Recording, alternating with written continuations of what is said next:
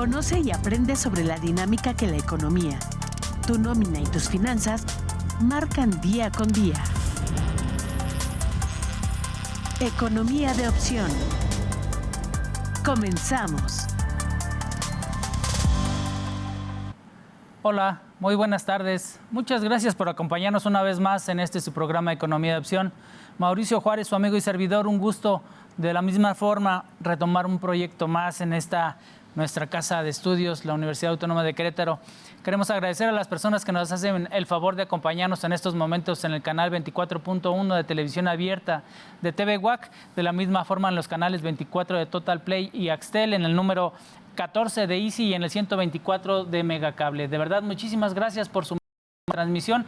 De la misma forma estamos saliendo en estos momentos a través de la red social de YouTube y de Facebook Live de Economía de Opción y del Colegio de Profesionistas en Contaduría Pública, Fiscal y Finanzas. Es un gusto el tener una nueva participación y de la misma forma ahora sí queremos agradecer desde el inicio de este programa a todo el staff que nos hace favor de compartirnos y de brindar su apoyo y su trabajo en esta transmisión, en este servicio, y de la misma forma es agradecer como siempre a Juan Pablo Rodríguez, que es el encargado del audio, a Denise Sánchez en el BTR, Viridiana Espinosa está en el switcher, Paco Morgado, nuestro floor manager, muchísimas gracias mi estimado Paco, a Edith Segura, nuestra productora, y a la maestra Yalul Cruz, que es la coordinadora de esta casa editora. Muchísimas gracias a todos y cada uno de ustedes, ya que gracias a su trabajo es que tenemos la oportunidad de estar en estos momentos al cuadro y a frente de cada uno de nuestros televidentes. Muchísimas gracias. Y bueno, quiero dar la más cordial bienvenida a mi compañero y amigo, estimado Sergio. ¿Cómo te encuentras? Muy buenas tardes. Amigo, buenas tardes. Bien, muchas gracias. Pues aquí avanzando con el tema de hoy, que precisamente como ya sabemos, normalmente es el tratar temas que le vayan interesando de más a la gente o incluso aquellos aspectos que luego no se consideran lo suficiente y que trascienden de una manera especial en la generación de utilidades, a veces en los conflictos que pueden trascender en lo financiero y que vienen de la parte fiscal también de una manera muy especial. Y sobre todo el tema que hoy tocaremos es en esa trascendencia que tiene la materialidad de las operaciones y cómo es que repercuten en el acreditamiento del impuesto al valor agregado en algunas ocasiones o en la deducción para el impuesto sobre la renta.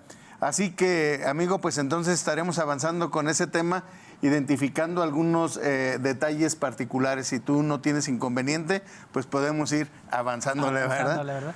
No, ningún inconveniente, amigo, al contrario. Y como bien refieres, una mecánica que ha sido nueva relativamente, el tema de los precios de transferencia, y que en muchas ocasiones el contribuyente no conoce o no está enterado de que está realizando operaciones que tienen ese marco y esa obligatoriedad de atender. Normalmente encontrábamos como un precio de transferencia lo que se impactaba, decías, es que tengo dos empresas y una le vende a la otra, ¿no? Y decíamos, bueno, el día de hoy ya va más allá, porque en estricto sentido quiere decir, como tú decías, la materialidad de las acciones. Encontrábamos en muchas ocasiones que pues el dueño de la empresa, pues ¿qué fue lo que hizo en un principio para poder instalar el negocio? Pues puso el edificio, ¿no? Y sí, entonces claro, en ese momento pues él no veía o no encontraba la mecánica de cómo hacerse de un recurso siendo el propietario de dicho inmueble, y que pues ese inmueble a final de cuentas, pues si la empresa no estuviera ahí, estuviera en otro lugar, y en ese otro lugar también tendría que pagar renta.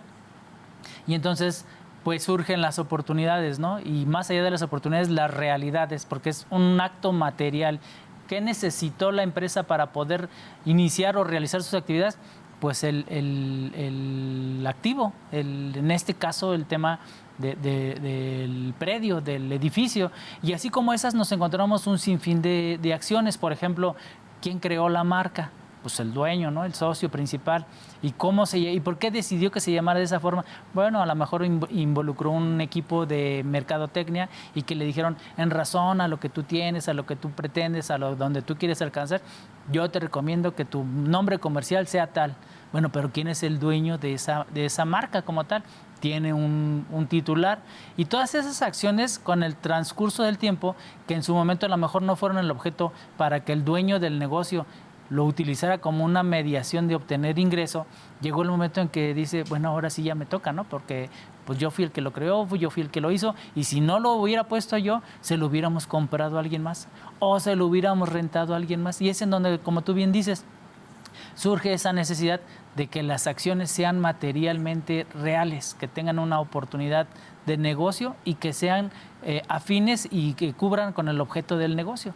Bajo esa tesitura es en donde empezamos a encontrar ahora esas actividades o esos márgenes de relación entre el dueño y la empresa, ¿no? Y eso es donde poco a poco empezamos a tener estas situaciones.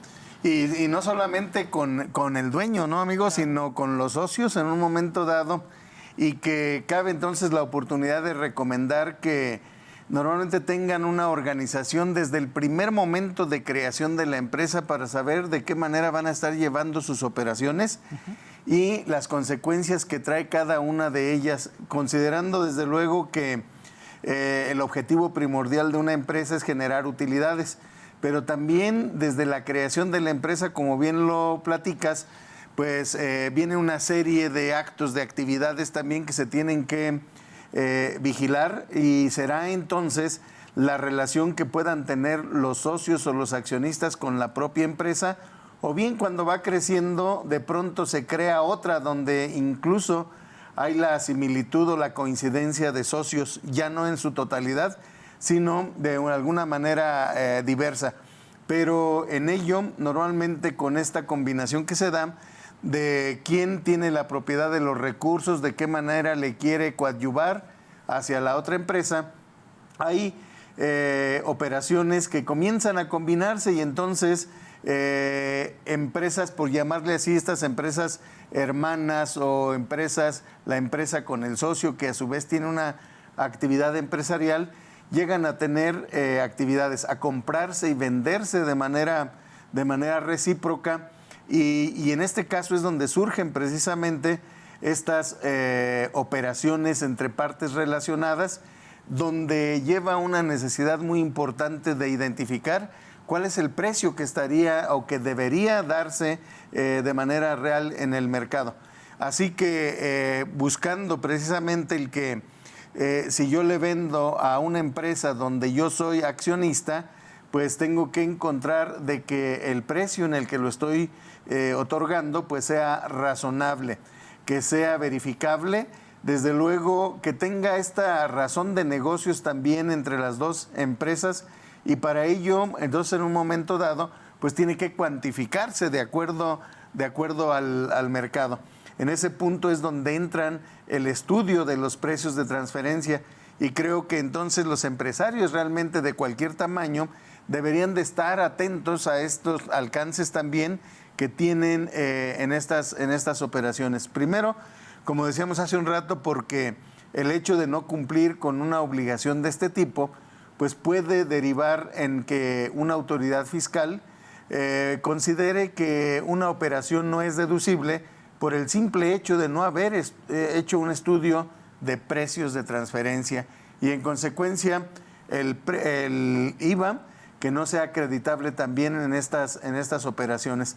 Así que creo que ahí es donde van a caber todas estas recomendaciones, amigo, porque en cualquier tiempo la autoridad fiscal, en el ejercicio de sus facultades, puede pedirle al contribuyente todo lo que requiera para que se demuestre estos elementos, y entonces pues ahí el contribuyente desde antes tendrá que ir preparando un camino también para demostrar esa veracidad, ¿no?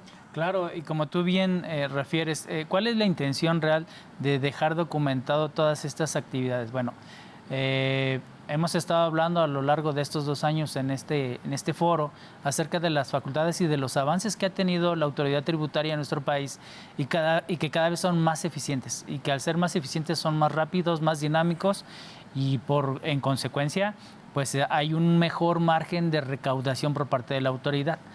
No quiere decir que atraparon o que encontraron el hilo negro para hacer estos mecanismos de gestión de recaudación. Se trata realmente de que la autoridad está haciendo valer de la información que el mismo contribuyente le ha puesto en sus manos. Como tú dijiste bien cierto hace un momento, oye, es que ahora encontramos en donde cada vez es más frecuente y más cotidiano en que el dueño le está rentando a la empresa o la marca o el inmueble o alguna maquinaria o alguna actividad dentro del proceso de producción, que es con lo que se está generando la riqueza y la ganancia.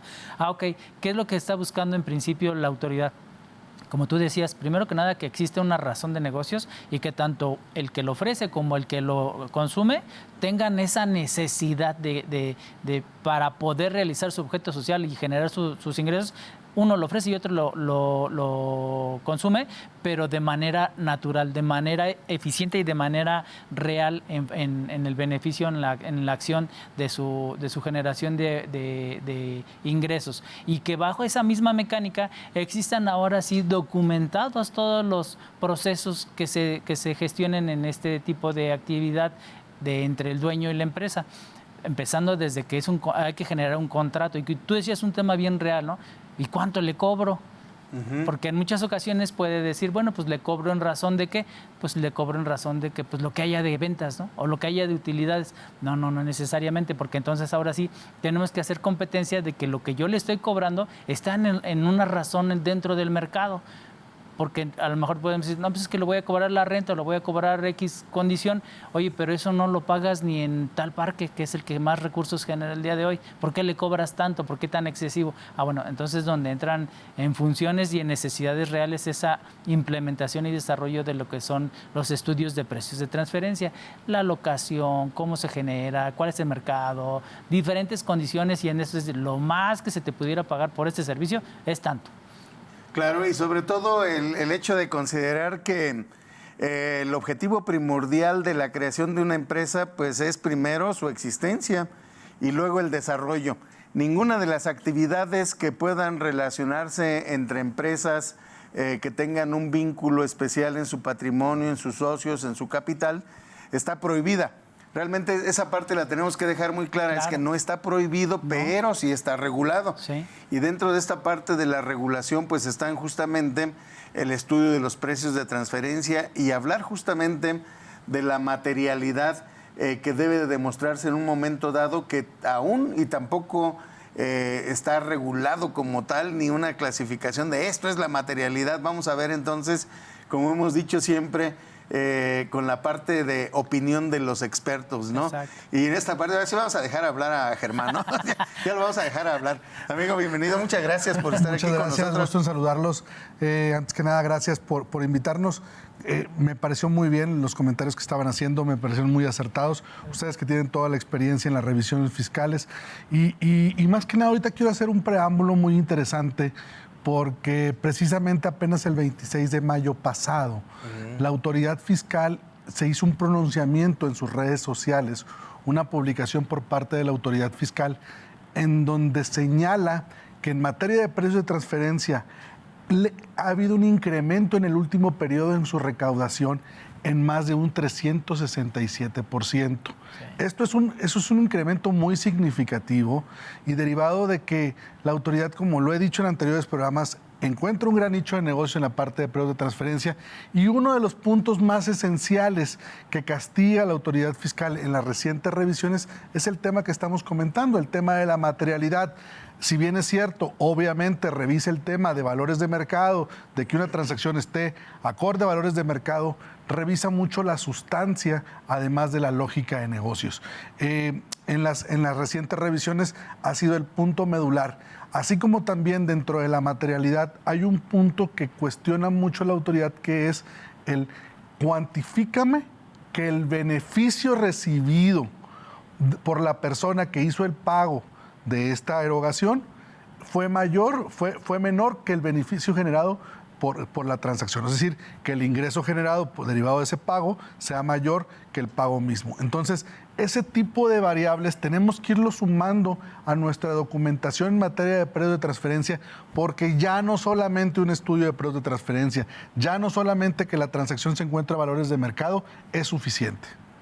Y fíjate, en esta parte, ¿cómo entonces, si hay un vínculo tan especial en esta parte? Y creo que sería bien especial el poder recordar, ¿sí? El alcance de las partes relacionadas, luego con las operaciones también entre estas partes relacionadas y los precios de transferencia, sobre todo para comenzar a ubicarlo y caer con la parte de la materialidad, porque como bien dices, en esta parte se ha incrementado la recaudación a partir de la vigilancia de esta figura. Sí. Y no solamente en los precios de transferencia, desde luego que hoy es el tema en el que vamos a estar cerrándolo, pero la materialidad abarca en absolutamente todas las operaciones que se tengan que demostrar a una autoridad fiscal.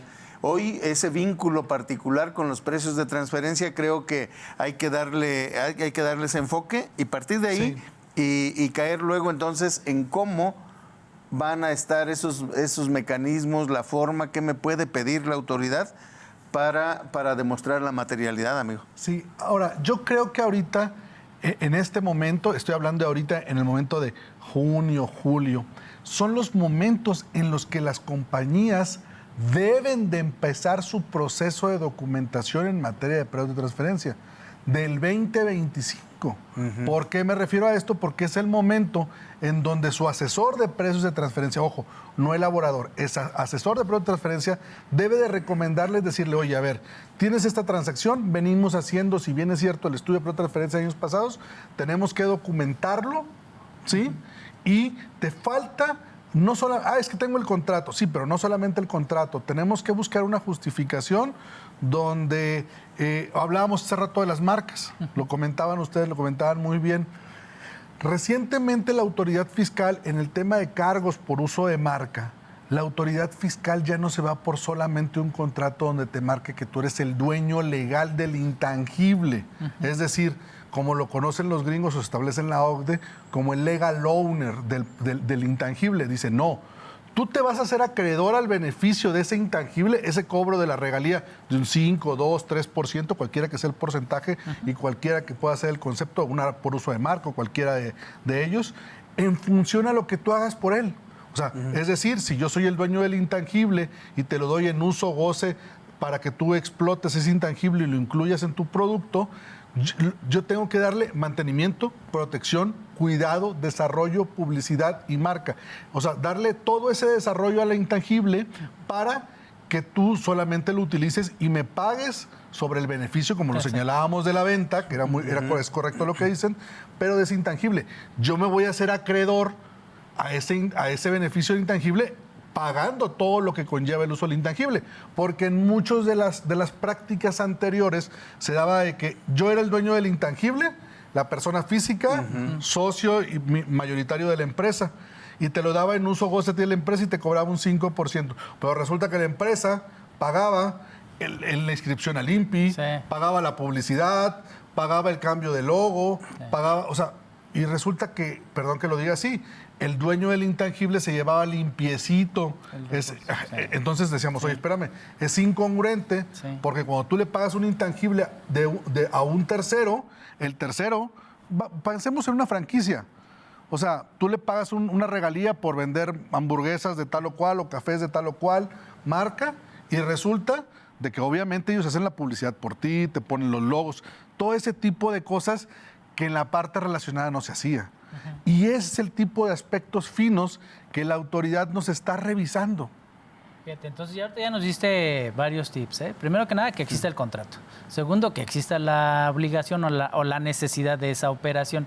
Pero ahorita tú ya nos estás adicionando también que la mecánica en cómo se haga el procedimiento de la administración, del uso y del pago, cumpla con ciertos requisitos. Correcto. Porque si no lo hacemos así, pues podemos tener nosotros nuestro contrato, pero nos va a decir el SAT, pues sí, pero tú lo hiciste a tu ventaja, ¿no? Y esa ventaja tú lo acabas de exponer. Pues resulta que es te pagan la renta, pero además también te pagan el registro y te pagan el mantenimiento y te pagan esto, pues entonces no es un pago, ¿no? Y a lo que va la autoridad fiscal en ese contexto es decir, ¿así lo haría un tercero? Y cuando nos vamos a modelos en donde hay franquicias que podría ser el pago de uso de un intangible por una hamburguesa, por un negocio de hamburguesas, un negocio de cafés, pues ellos no. O sea, tú le pagas el 5% por cada café que vendes o cualquier porcentaje, pero ellos se encargan de la publicidad, del logo, de los colores, del mantenimiento, de las promociones, que si la hamburguesa con el Super Bowl, cualquier cosa, o sea, ellos te hacen todo ese driver, ese contenido. Sí. ¿Sí? Y que es lo mismo que tendría que ser tu parte relacionada por ti, pues para que tú te hagas acreedor, obviamente, de esa regalía, ¿no? Entonces, eso es lo que la autoridad cuestiona, ¿no? Porque, por ejemplo, me tocó una revisión de un contribuyente así, donde este contribuyente pagaba la publicidad del producto donde iba la marca, y él no era dueño de la marca. Entonces le decía, bueno, muy bien, te voy a aceptar deducible la regalía, le dice el SAT, pero no te acepto el pago de la publicidad porque no es un gasto estrictamente indispensable para ti. ¿Por qué? Porque tú no eres dueño del intangible. Exacto. Entonces, ese tipo de aspectos finos es lo que su asesor de precios de transferencia debe de llevarlos de la mano previo al cierre del ejercicio. Claro. Porque si lo hacemos posterior al cierre del ejercicio, bueno, pues ya sabremos las consecuencias a lo que con esto nos puede llevar, ¿no? Claro, y que esa es justamente la parte que hace un experto como tú en el estudio de precios de transferencia, identificar esa materialidad que se esté dando también en la empresa, en las operaciones que está teniendo con sus partes relacionadas, y que aquí yo creo hay que dejar muy puntual también que es precisamente el estudio de precios de transferencia que hace el experto el que sirve como una base inicial también para darle certeza a la autoridad fiscal de que eso está ocurriendo tal y como se está planteado en la contabilidad y en los efectos fiscales que se le dieron, ¿no, amigo? Sí, y esto se toma, desgraciadamente, este tipo de aspectos fiscalizables no salen de otro contexto más que de las revisiones que te va plasmando el SAT. O sea, el SAT te va diciendo, pues te estoy revisando por aquí o te estoy revisando por acá, esto me gusta, esto no me gusta. Y lo que tratamos de hacer, los que tenemos pues ya algún tiempo en este tema de la asesoría en materia de precios de transferencia, es tratar de transmitirlo esto al contribuyente y decirle, oye, tienes que hacerlo esto con cuidado, porque no es tan fácil el hecho que te digan, oye, voy a hacer el estudio y el 25 o 29 de diciembre le llegan al contador, porque así el asesor fiscal me dijo que meter una factura por regalías, que le dijeron al dueño de la empresa para que baje la base fiscal. Oye, pues sí, pero a ver, regalías, ¿por qué? ¿Cómo? O sea, todo esto lleva un proceso. Claro. Y como tú establecías hace un momento, estimado Germán, ese proceso, este es el momento indicado. ¿Por qué? Porque estamos prácticamente a la mitad del ejercicio y tú ya sabes qué es lo que sucedió en esta primera mitad del año y también empiezas a pronosticar cómo puede llegar a cerrar. No con la intención de que determines la base con la cual le vas a generar un insumo, sino que realmente encuentres el mecanismo ideal y óptimo de lo que en realidad va a necesitar el negocio. ¿Para qué? Para que de esa misma forma, si hasta este momento has llegado con tal cantidad por todo lo que le has invertido, en cuanto a tus flujos y a tus pronósticos de ventas, ¿a dónde vas a cerrar? Y a dónde voy a cerrar me lleva también a dónde más le tengo que invertir. Y mira, Mauricio, creo que ese es un comentario muy, muy relevante y lo platico como una experiencia. Justamente el año pasado, les cuento, 23 de diciembre, 22 de diciembre, por ahí así, me busca una empresa, me dice, oye, quiero que me le des una revisada a mi regalía antes del cierre del ejercicio. Trae una regalía, creo que era un 4 o 5%, que es algo más o menos razonable, podríamos decir, ¿no?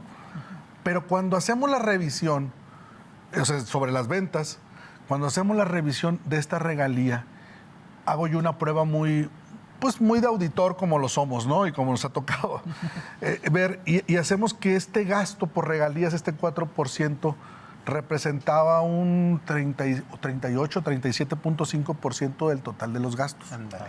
Entonces, hemos sido auditores, los que estamos aquí presentes, y sabemos cómo piensa la autoridad y cómo piensa un auditor del SAT o interno.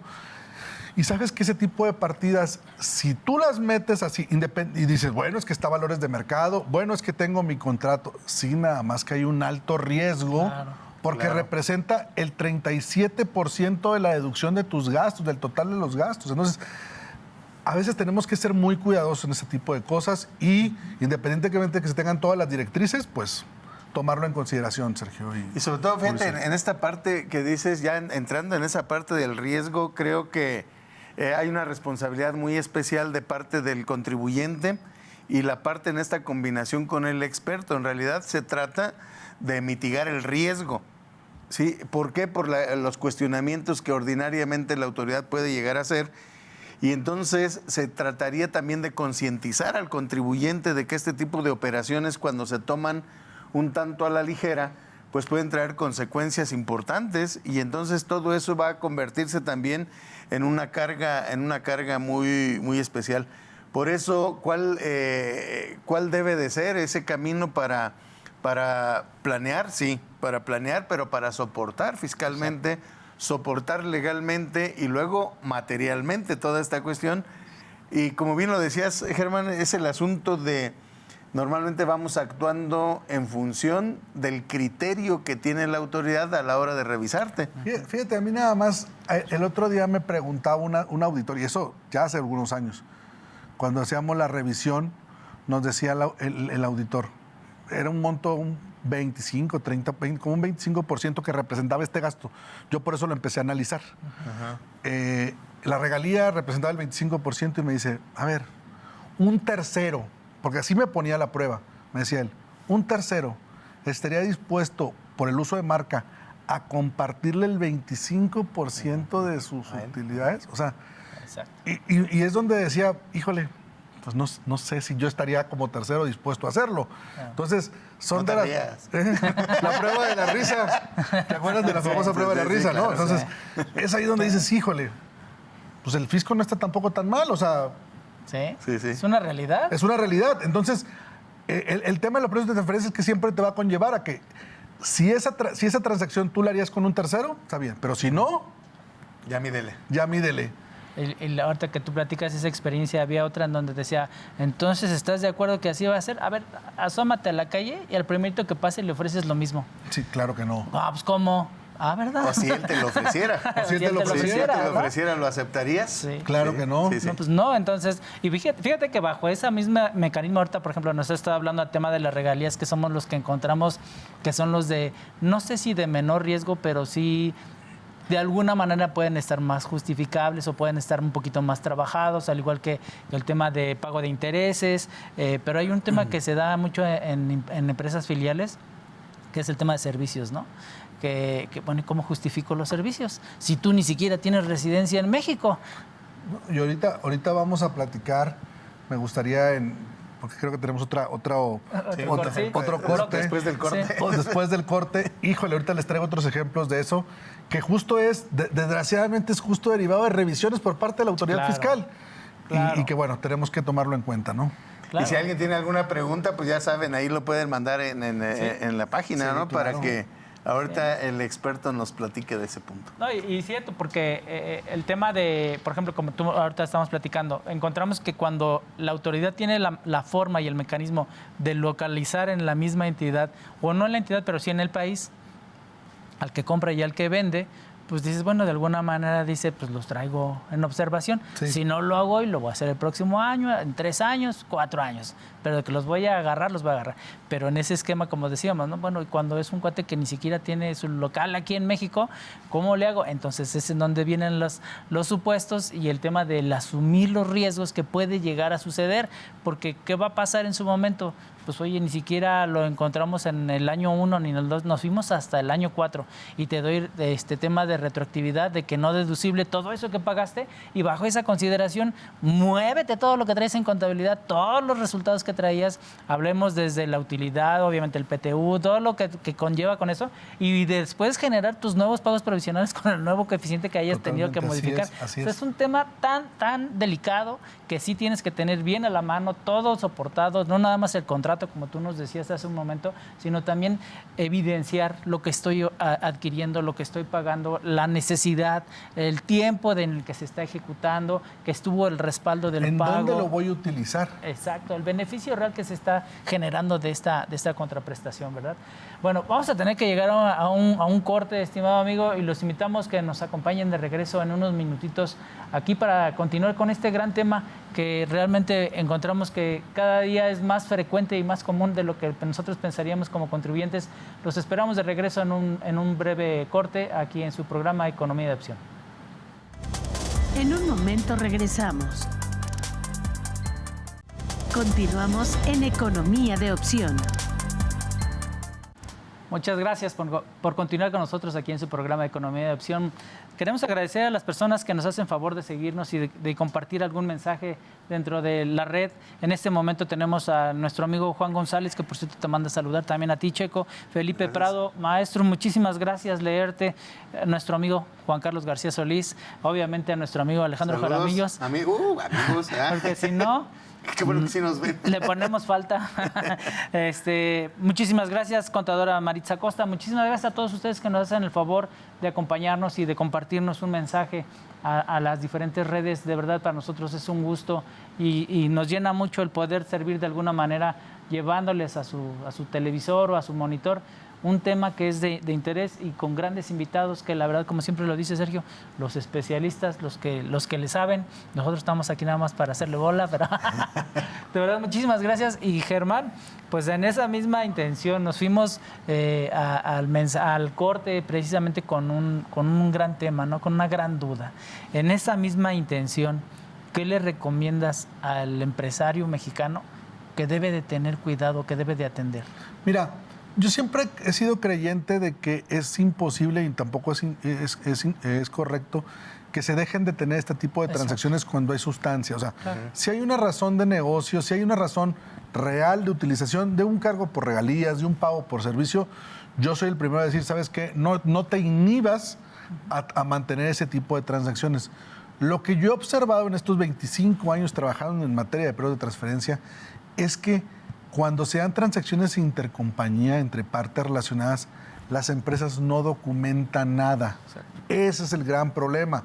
No dejan sustancia de que si te voy a pagar por un servicio, a ver, ¿qué servicio me vas a dar? ¿Qué entregables me vas a entregar?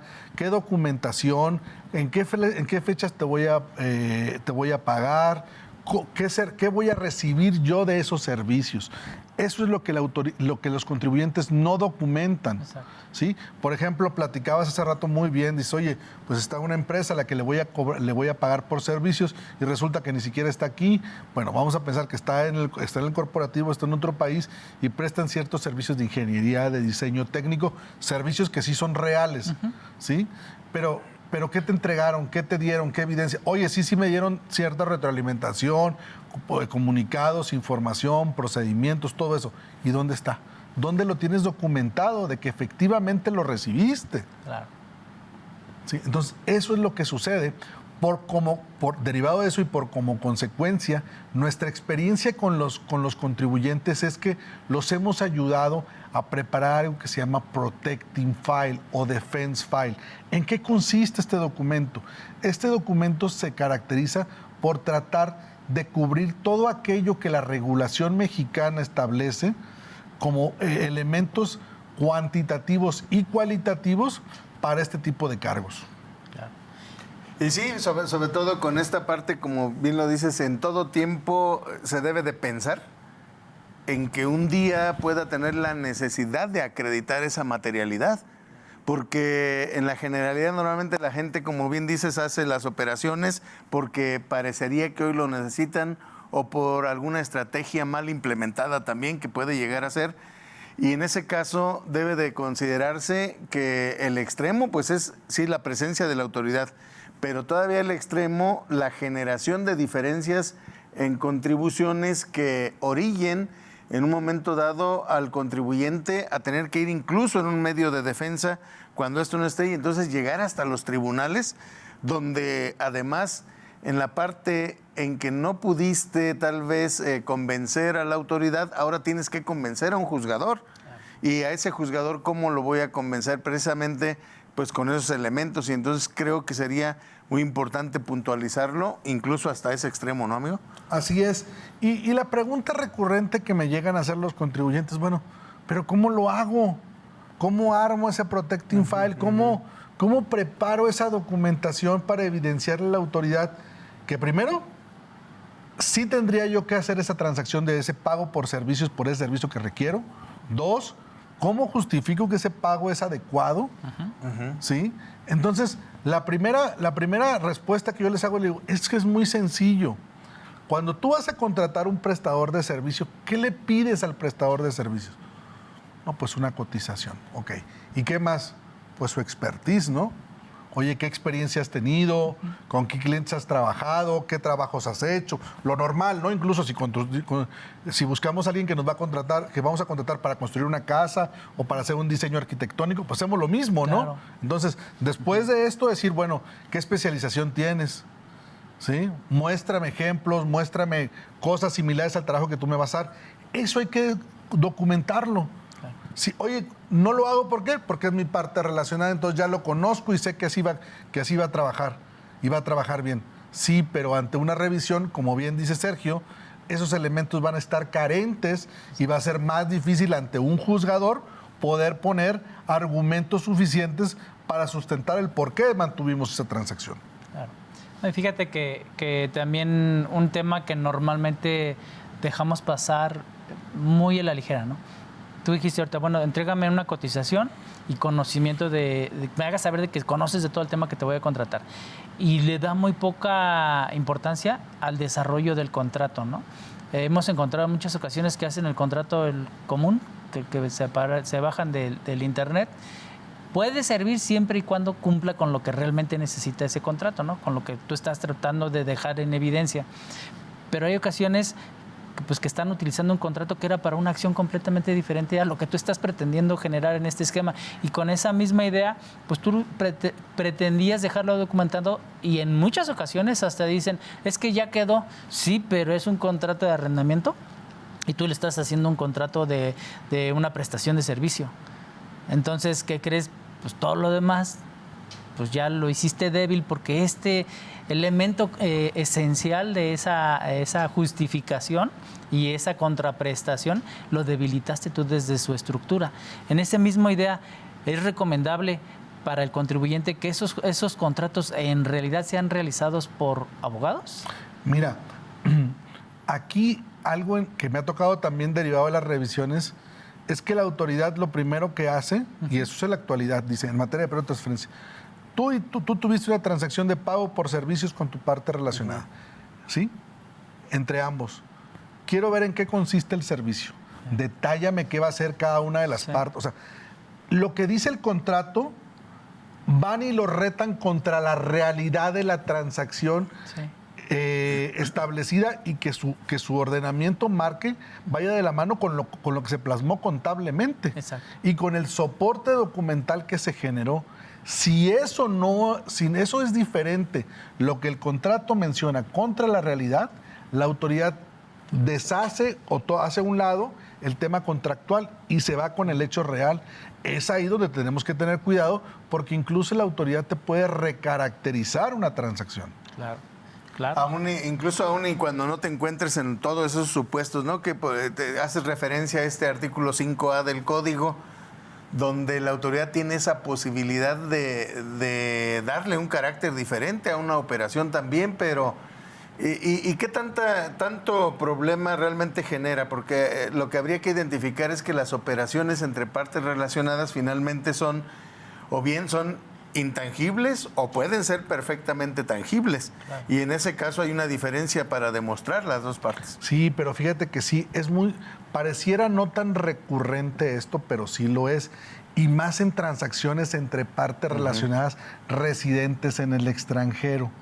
Voy a poner un ejemplo muy claro.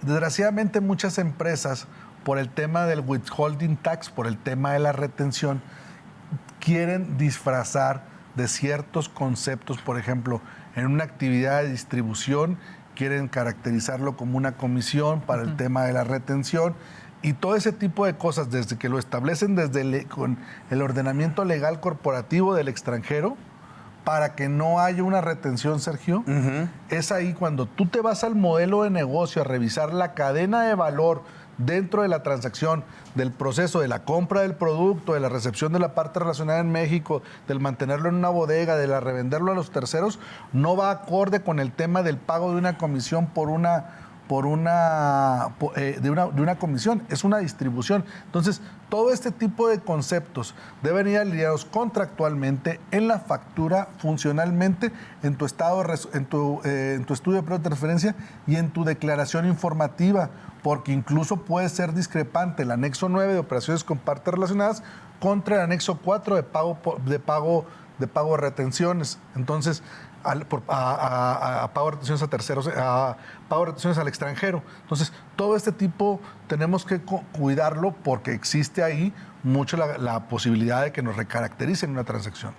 Y fíjate, ahorita ya llegando a esos esquemas de que nos van a recaracterizar o que te van a constituir que no era una legalidad esa operación como tal, ¿qué tan caro se vuelve una multa por parte de la autoridad? Fíjate que yo creo que más allá de lo caro de una multa, muchos me preguntan, oye, ¿y si no presento el estudio, qué multa puede tener? Pues yo pienso que el tema de la multa, de repente me corrigen, pero me dicen, oye, pues va a andar la multa entre 200 y 300 mil pesos, más o menos. Es un rango, ¿no? Y me dicen, yo digo, pues es que no es mucho. Y dicen, ¿cómo no? Si es mucho. Le digo, no, espérate a que te haga no deducible la transacción. Sí, claro. Sí. O sea, lo que significa que te va a costar un 30% de impuesto de la renta y si tienes trabajadores te va a costar un 10 adicional. O sea, olvídate de los 300.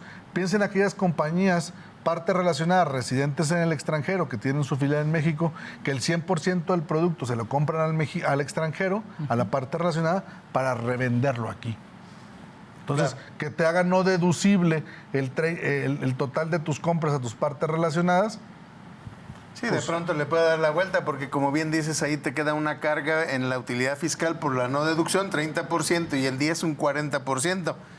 De pronto, un 40% de carga innecesaria, ¿sí? Pues puede llegar en un conflicto importante.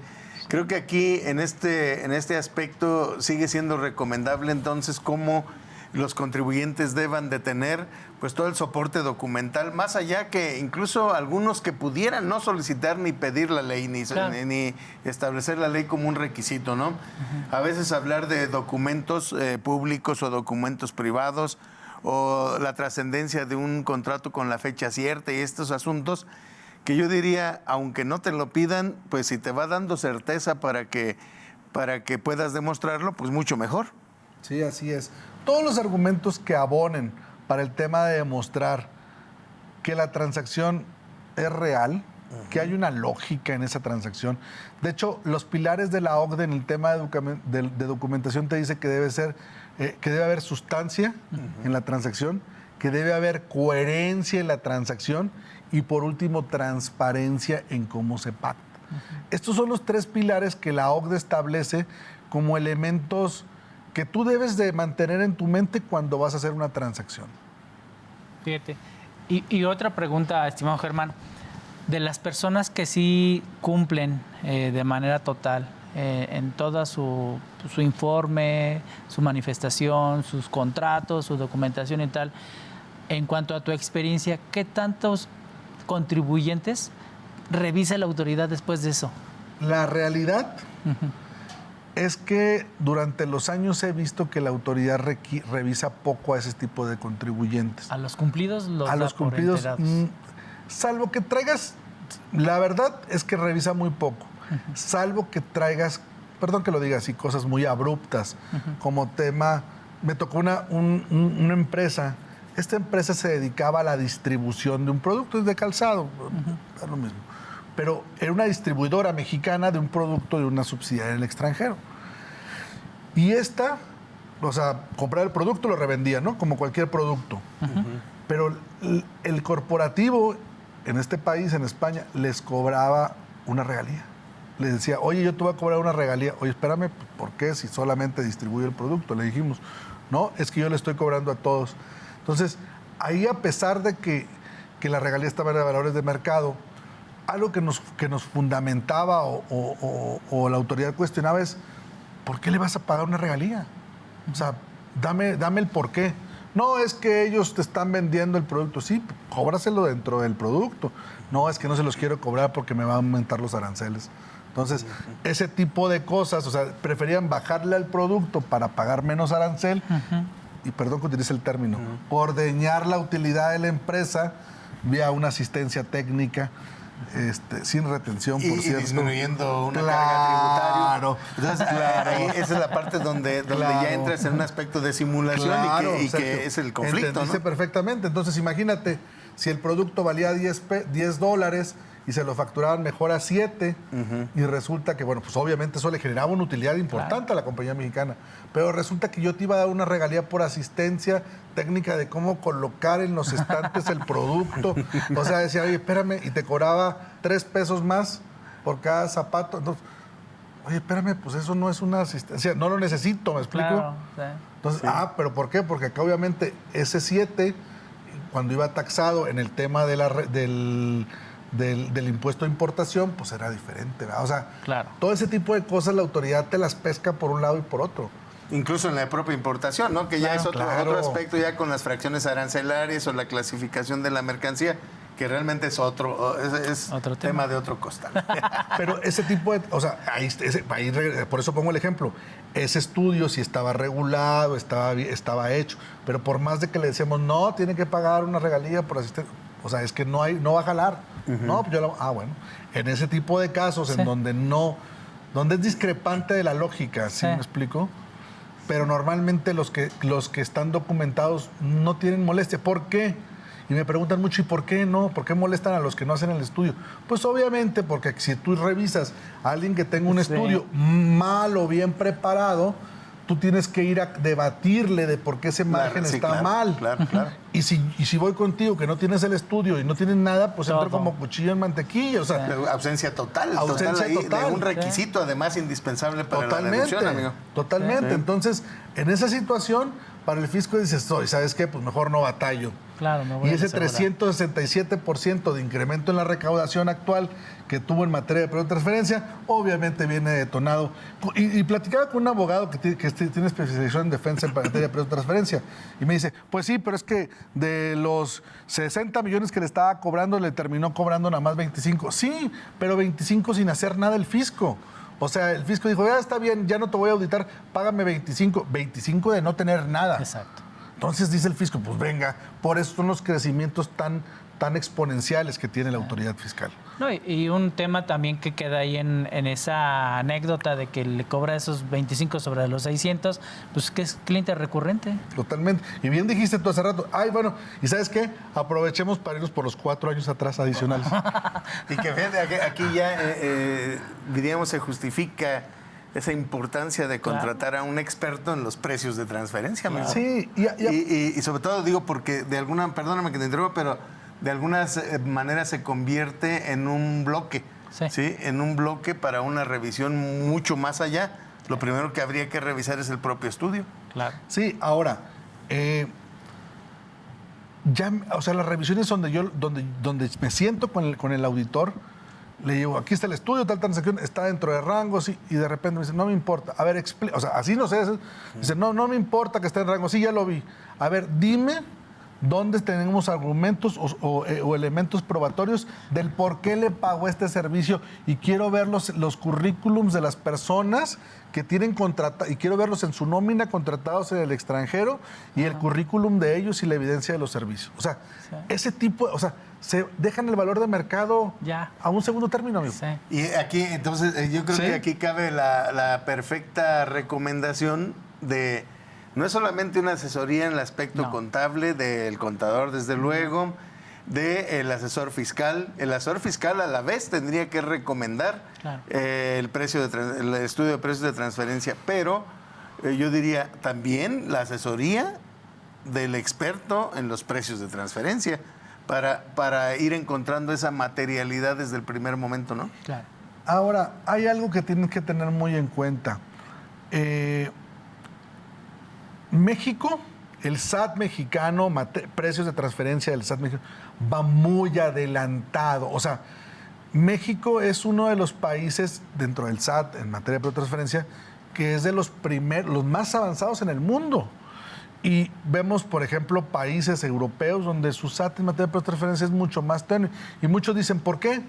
Simple y sencillamente porque México, el SAT de México, es un país receptor de cargos. O sea, aquí están las subsidiarias de extranjeras. Aquí le llegan los cargos por regalías, asistencia, comisiones, Y hay know-how. más posibilidad de que las utilidades se vayan para otro lado. Sí, porque Sí. allá no. Sí. ¿Por qué? Porque allá... Es a donde llegan. Allá donde les llegan, dice, bueno, pues lo que caiga es ganar. Sí. O sea, ¿sí me No, de explico? todos modos llega. Llega. Sí, claro. O sea, pero entonces, por eso de alguna forma los fiscos, o sea, allá son más Suaves, más ligeros, más laxos, y aquí son más, no, porque aquí me estás deteriorando o erosionando la base fiscal. Sí.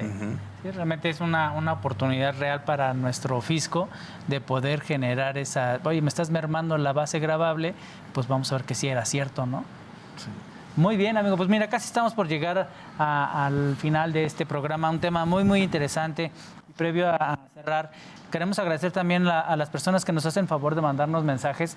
Tenemos a la licenciada Lili Martínez. Muchísimas gracias, licenciada. Es un gusto poderle leer por acá. A Jorge de la Brena, les manda saludos. Gracias. A nuestro amigo Manuel Ríos también. Y a un amigo también mutuo, Moisés Zavala, amigo, manda a saludar. Muchísimas gracias por estar con nosotros. Amigo, el último mensaje, la última recomendación que le quieras dar al auditorio. La última recomendación, y se los agradezco el invitarme, es que hagamos con quien quieran trabajar su documentación en materia de periodos de transferencia, pero es muy importante que no se esperen al cierre del ejercicio, que inicien a más tardar por ahí de agosto de este año. Es mi recomendación para que cualquier issue lo puedan corregir. Perfecto.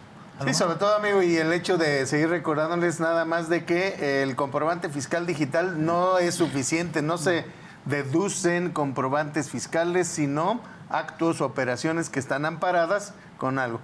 Pues nos vemos en la siguiente, amigos. Muchas gracias por su atención y hasta luego.